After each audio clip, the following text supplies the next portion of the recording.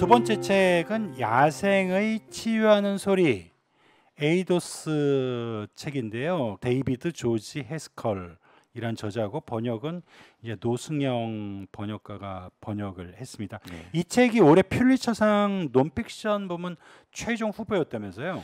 그 조지 해스컬이라는 사람은 예. 그러니까 내가 가장 좋아하는 과학 작가예요.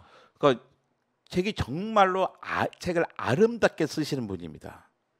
이분의 그 책이 숲에서 우주를 보다, 노래하는 숲, 뭐 숲의 노래 이런 식으로 있어요. 근데 한 편, 두 편, 세 편 넘어갈 때마다 좀 더 깊은 이야기를 하세요. 근데 야생에 치유하는 소리는 그전 책보다 훨씬 더 과학적이에요. 그러니까 그전 책들은 수필이 훨씬 가까웠어요. 이 책도 수필입니다. 수필이 훨씬 가까운데 정말 놀라운 책이었어요. 뭐냐면 숲에서 우주를 보다는 생물학과 교수예요. 생물학과 교수인데 자기 학교 뒤에 숲에 한 평 정도 땅을 마련해놔요. 자기 땅은 아니죠. 자기 바로 옆에 넓적한 바위가 있어요. 거기를 매일 올라가면서 그 한 평의 땅을 보는 거예요. 그 땅에서 식물, 곤충, 동물들이 어떻게 변하는가. 한 평에서 그 한 평에서 일어난 이야기들 보면서 그 매일 그 땅에 누워서 딱 하늘을 같이 봅니다. 그래서 우주를 보는 거예요. 요 한 평의 땅에서 자기는 우주를 본다는 걸 이야기한 겁니다. 그래서 우리가 자연을 관찰하는 게 특별하게 어려운 일이 아니라 내가 자연에 대해서 그 애정만 있으면 내가 이 우주를 소유하듯이 이 자연을 소유할 수 있고 우주를 소유할 수 있다는 거예요. 그러니까 숲의 노래, 숲의 노래는 그다음에 기본적으로 식물학을 하시는 분이거든요. 그러니까 식물 상리들이 어떻게 바뀌는 건가, 식물들이 자라고 생태계가 변할 것들을 노래처럼 표현을 하십니다. 근데 이분이 이번에 나온 야생에 치유하는 소리는, 그러니까 이 세상엔 다양한 소리들이 있잖아요. 이 소리들을 보여주면서 우리로 하여금 자연 속에 끌어들이고 있어요. 근데 이 책 세 권의 책에 정말 아름다운 책인데 이 세 책의 공통점이 뭐냐면 번역가와 출판사 같은 사람이에요. 에이도스, 그 글자나도 제가 그걸 여쭤보려고 했는데 에이도스 출판사하고 이제 번역가는 이제 노승영 번역가인데 눈길을 끄는 게 어쨌든 이 책의 내용도 무지 좋지만 번역이라는 게 책에 있어서 무지 중요한 거 아닙니까? 어떻게 번역되느냐에 따라서 그렇죠. 독자들한테 제대로 의미 전달하는 것뿐만이 아니라 훨씬 더 이제 품격 있게 그 책의 가치를 높여주는 건데 노승영 번역가는 아주 손에 꼽히는 그 번역가잖아요. 그 저도 한두 차례 안면은 있는데 관장님 동네고 굉장히 친분이 깊지 않나요? 옛날에는 저희 거의 한 100m 떨어진 곳에 살았어요. 요즘 꽤 멀리 떨어지는데 그래서 코로나 이후에는 뭐 두 번 만났나 그래요. 그래서 근데 요 책 나온 다음에 한번 만난 적이 있죠. 이 책에 저도 추천사를 쓰기도 했었는데요.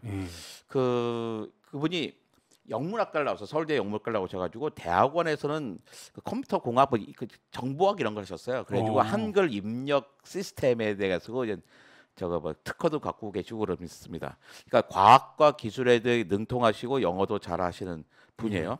근데 이분의 특징이 뭐냐면 저자하고 끊임없이 소통을 해요.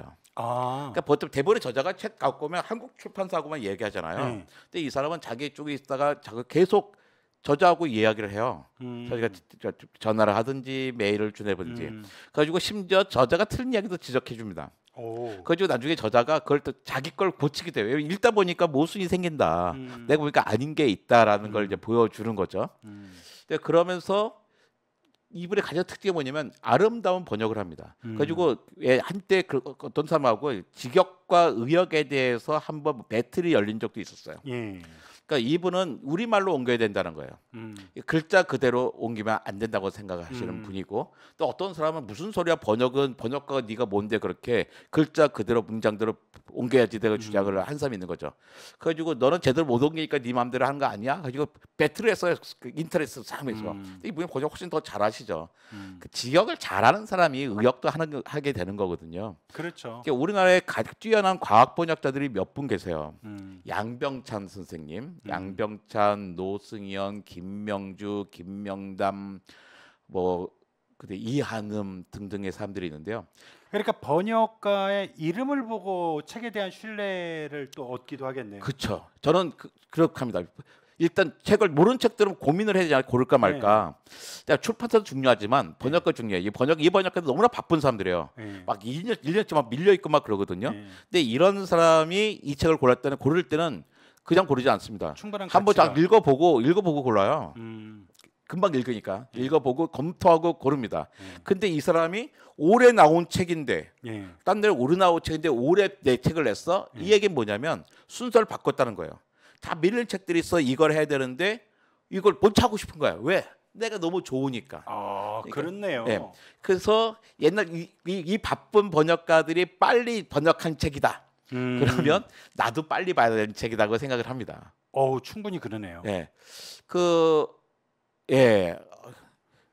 그렇습니다. 노승영 번역가가 그 과학책도 잘 번역하는 거죠? 과학책만 번역하는 건 아니죠? 옛날에 주로 이제 과학책을 했었어요. 과학책만 그 주로 하시다가 요즘은 이제 다른 책도 좀 많이 하시더라고요. 왜 과학책만 많이 했냐면 과학책에 이렇게 뛰어난 번역가들이 많지 않았거든요. 그리고 과학책은 굉장히 좀 뭐 뭔가 그냥 일반적인 뭐 문학책이 쉽다는 게 아니라 그래도 좀 전문성이 더 가미돼야 되는 영역 아닌가요? 그러니까 이제 그 많은 분들이 이런 얘기하세요. 이거 번역은 전공자가 해야지. 그러니까 그 영문학과 뭐 이렇게 문학한 사람이 하면 안 된다 그러는데요. 전 생각이 다릅니다. 번역은요 문학을 하니까 어학을 하는 사람들이 해야 되는 거예요. 어학을 한 다음에 그 전공자가 봐주면 돼요. 감수를 봐주면 되는 거죠. 감수자는 아무리 자기가 미국에서 공부했다 하더라도요.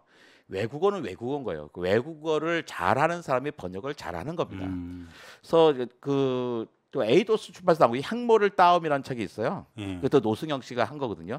그래서 에이도스 출판사에 보면 에이도스와 노승영 짝이 있습니다. 그러니까 에이도스 출판사 중에 그러니까 노승영이 번역한 거다.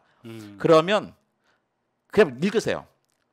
그러니까 지금 관장님이 에이도스 플러스 에이도스에서 낸 책인데 노승영이 번역했다 그러면 그거는 그냥 딱 선택해도 절대 후회하지 않는다. 그렇죠. 그러니까 뭐 노승영이 번역 많이 했잖아요. 근데 그 노승영 번역할 때 다 읽었을 리는 없잖아요.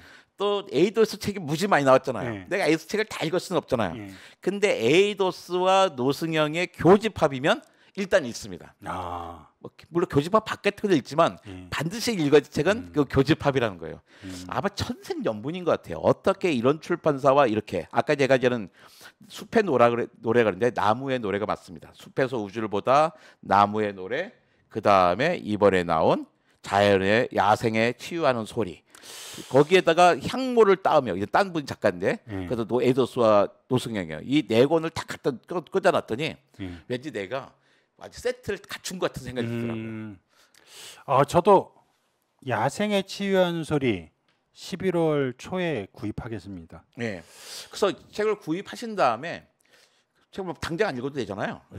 정말 한번 책을 구입하시고 먼저 숲에서 우주를 보다를 먼저 읽으시고 숲에서 먼저 읽으시고 야생의 치유하는 소리를 읽으시면 훨씬 더 부드럽게 잘 읽히고 자연에 대한 그 이해도 더 높아질 것 같아요.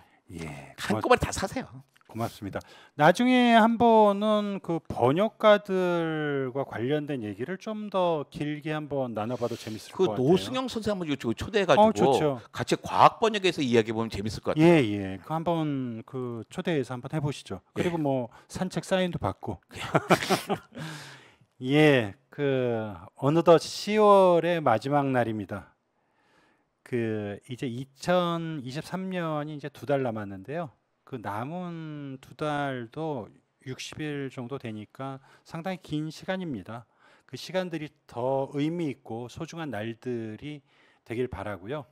오늘 과학인 이정모는 여기서 인사드리겠습니다. 고맙습니다. 안녕.